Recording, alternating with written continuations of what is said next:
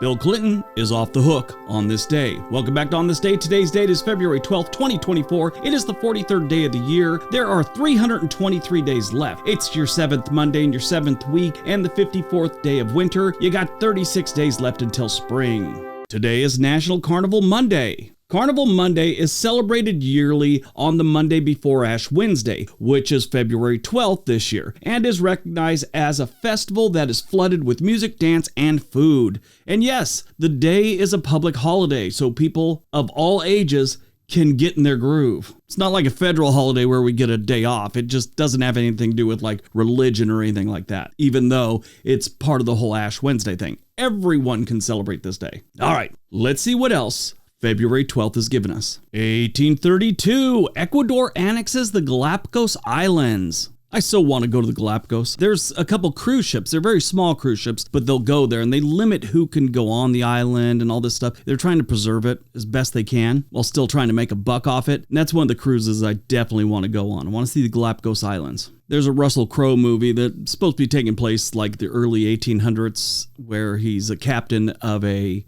British naval ship. And they're sailing by the Galapagos Islands, and he has this naturalist who's the doctor on board, and he wants to go to the island. That's the whole reason he signed up for this trip. He's got an assistant. They're looking at the island through a telescope, and the assistant goes, "Oh, wow, they have iguanas that swim."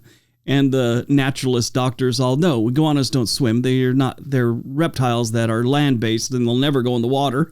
And they just show him looking through the thing. He's like, "What are they doing then?" And he looks over there and there was iguanas jumping into the water.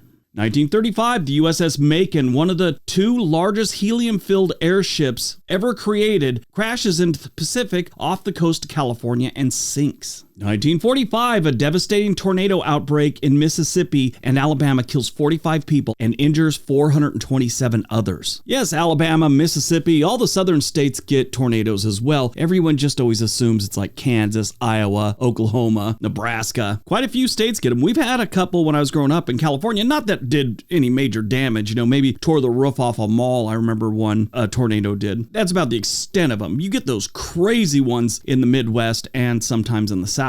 1988, the Cold War. The 1988 Black Sea bumping incident. A U.S. missile cruiser, USS Yorktown, is initially rammed by a Soviet frigate in the Soviet territorial waters, while the Yorktown claims innocent passage. I looked it up. Innocent passage is a legit thing. This is the right of innocent passage that allows foreign vessels to transit through territorial seas off a coastal state, unhindered, so long as its passage is not prejudicial to the peace, good order, or security of the coastal state. Meaning they could pass through the water that might be considered somebody else's territory as long as they're just passing through and posing no threat. Usually they'll declare it. This happens a lot up there near Nome, Alaska, where they're just across the way from Russia. Ships will go through there all the time. Japan has it a lot too. This is sort of directed towards warships though, not like, cruise ships or some kind of cargo vessel. 1999, United States President Bill Clinton is acquitted by the United States Senate in his impeachment trial.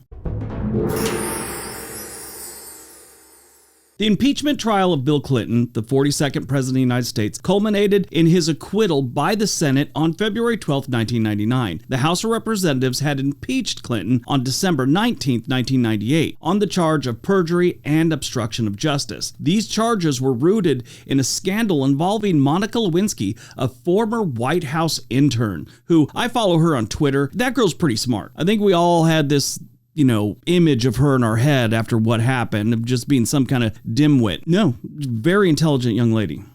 I think she's 45 now.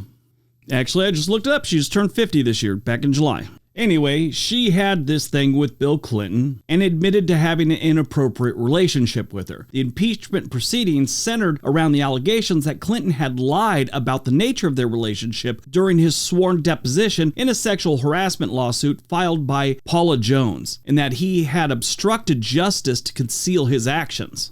As you can imagine, the Senate trial was a highly charged and partisan affair, reflecting the deep division within Congress and the broader American public. After a month-long trial, the Senate voted on the 2 articles of impeachment. The perjury charge failed to secure a majority, with 45 votes for conviction and 55 against. The obstruction of justice came closer, with 2/3 majority required for the removal from office, but it also fell short with 50 votes for conviction and 50 votes against. The acquittal meant that Clinton would remain in office for the remainder of his second term. The Clinton impeachment saga underscored the complexity of mixing legal, moral, and political judgment and left a lasting impact on the American political system, influenced public discourse and partisan dynamics for years to come. I mean, we're still feeling that right now. That opened up the door for impeachment. If they're not trying to impeach someone, they're talking about impeaching someone. I don't care the politics of it. It just looks bad for the country. For all of us, in my opinion. I don't know.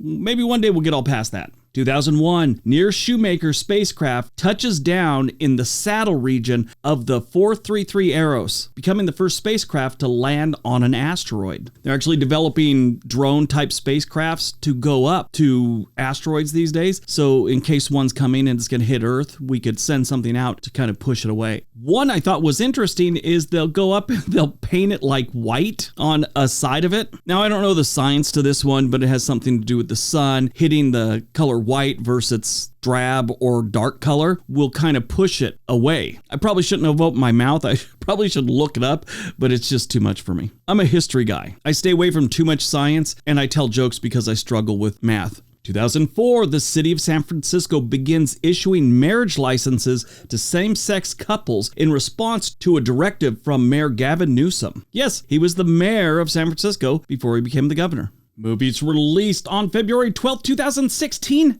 Deadpool. Yeah, this is an interesting movie, especially since Marvel is now owned by Disney. Deadpool is not your typical Marvel or any comic book character. He kills a lot of people, and he's sarcastic. I read the comic book years ago, and it was interesting. When the movie came out, I just thought it would be a little edgy. I didn't know how bad it was going to be, and I took a couple 11-year-olds with me, my son and his friend. I sat there in the theater watching the whole time going, these people behind us just think I'm the worst father on the planet. But the film follows the Marvel character Deadpool, who's a sarcastic mercenary, and he's seeking revenge on people that did him wrong, and he cracks jokes the whole time. The film was nominated for 16 Choice Awards, winning 2, including the Best Action Adventure Movie. Throughout the film, though, it's kind of interesting because he breaks the third wall when they actually talk to the camera like it's another person.